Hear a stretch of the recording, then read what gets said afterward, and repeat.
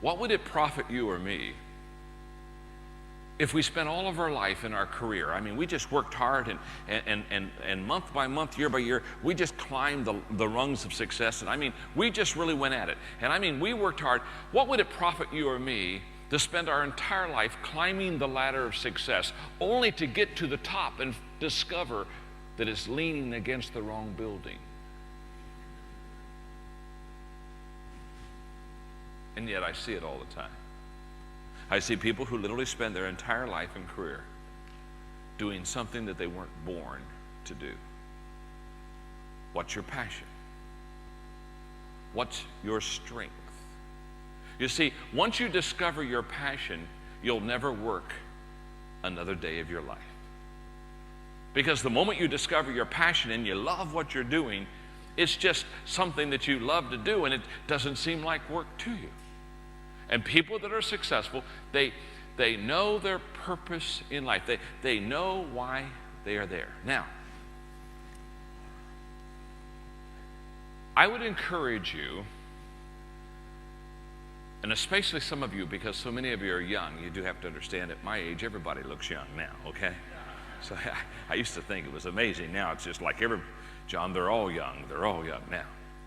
But I would encourage you at your age to really help for you to pursue this area of what is my passion, what was I born for, what is my calling, what is my strength zone, and whatever it is, I would encourage you to get right there and stay right in your strength zone. Now, I'm going to make a statement. Again, I'm not in your notes yet, but just kind of keep taking notes and relax, okay?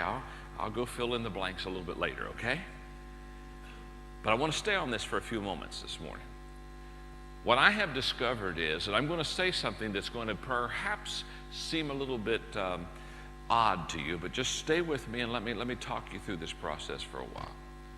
You see, I encourage people to discover their strengths and then stay with their strengths.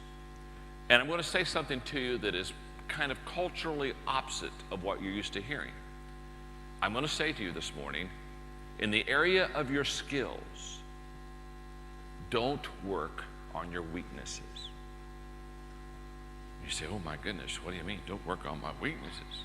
The reason I'm telling you not to work on your weaknesses is because you're weak in your weaknesses. Okay? Now, that's in the States, that's totally opposite of everything we've been trained. Because in our education system in the States, if you get an A in math and you get a C in language, then they tell you to work on your language. Is that the way they do it here in Singapore? Huh? They say, well, work on your language. And I'm saying if you got an A in math and a C in language, don't work on your language. Just get on your knees and thank God you got a C. You probably deserved a D or an F. Now, why do you get an A in one subject and a C in another subject? Because some subjects kind of fit your leanings and other subjects don't. Isn't that true? Now, why I'm saying for you to work on your strengths, don't work on your weaknesses in the area of skills, watch this. From a 1 to a 10, if I'm a 2, which is not very good. If I'm a 2, and I really work hard and say, oh my goodness, I don't want to be a 2. If I really work hard, I don't know, maybe I can get to a 3. Maybe after years I could get up to a 4. But you see, 4 is below average. And people don't pay for average. In other words, if I work on my weaknesses, I'll never excel, I'll never distinguish myself, and nobody will ever want what I have. Let me turn that around. Let's say I'm above average, I'm a 7 in an area, and I say, oh, good night, I'd like to work on my strength here, and I go from a 7 to an 8 to a 9. Now I get up there in that 9 category, people stand in line for 9s. You see, you got to work on your strength. If I work, for example, I love to sing. I just love to sing. That's the good news. You already know what the bad news is, don't you? I'm not any good. Now, I love to do it, but I'm not any good. So let's say I said to myself, well, my goodness, I'm going to get good at this. So I'm going to get a voice teacher, and I'm going to take music appreciation, and I take lessons for 2 or 3 years. Can I tell you, after I've taken voice lessons and practiced hard for 2 or 3 years, instead of being a 1, I might be a 2.5. In other words, you still don't want to hear me sing, and you certainly aren't going to pay for it. You may pay me not to sing.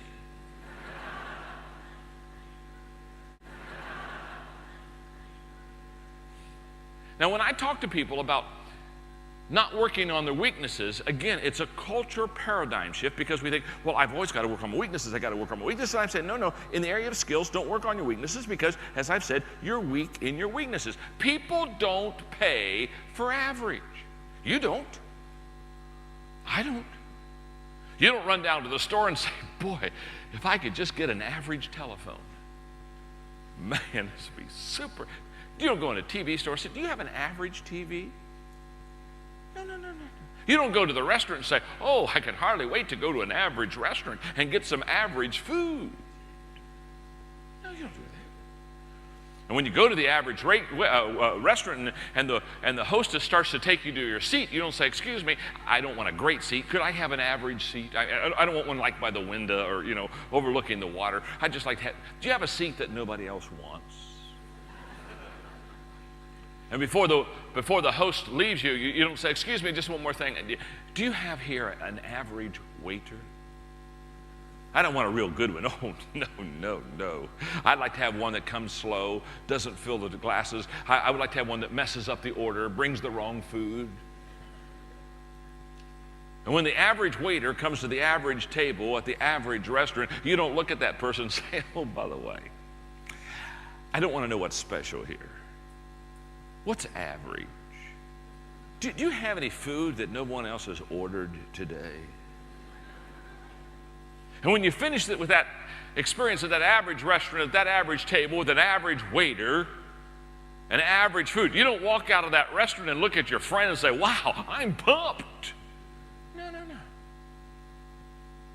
People don't pay for average. So let me ask you a question. Why do you love it so much? Why do you settle for it?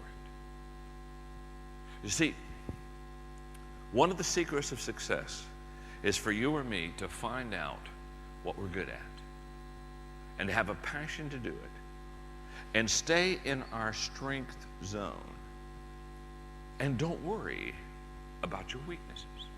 Your weaknesses are weak, and they always will be. Now, I'm talking about your skills. I'm not talking about other weaknesses. I'm not talking about, for example, if you're weak in attitude. I mean, if you have a bad attitude, you with me on this one, huh? I'm not saying, oh, if you got a bad attitude, don't worry about it. Just because you're disgusting and nobody likes you, it's okay.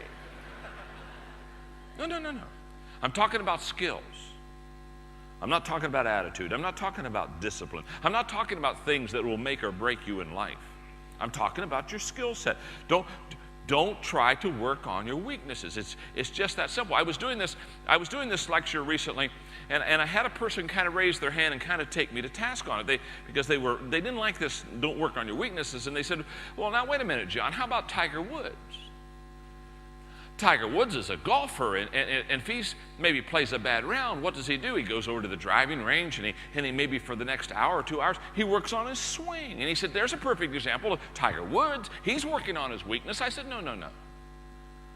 Tiger Woods is working on his strength. He's a great golfer, unless you don't notice that. He's one of the greatest golfers in the world, and when he goes and works on his swing, you understand he's already got a great swing. He's in his strength zone. He's just trying to take one of his little niches and weak areas in his strength zone. He's staying right in his strength zone. He's working on golf because he's a great golfer, just like I would work on communication because I'm a communicator. He's not working on his weak. He's not working on his weak. He's working on his strengths. Let me explain it this way. When Tiger Woods goes to the driving range and practices, it helps him because it's his strength.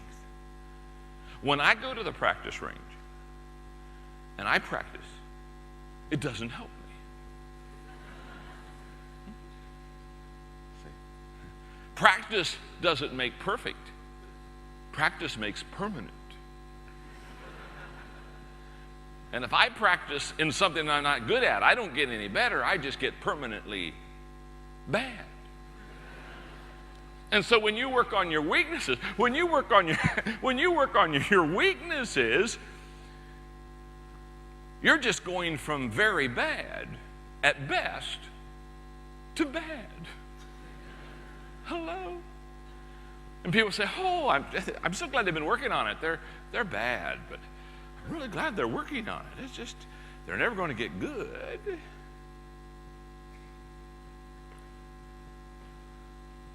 Successful people,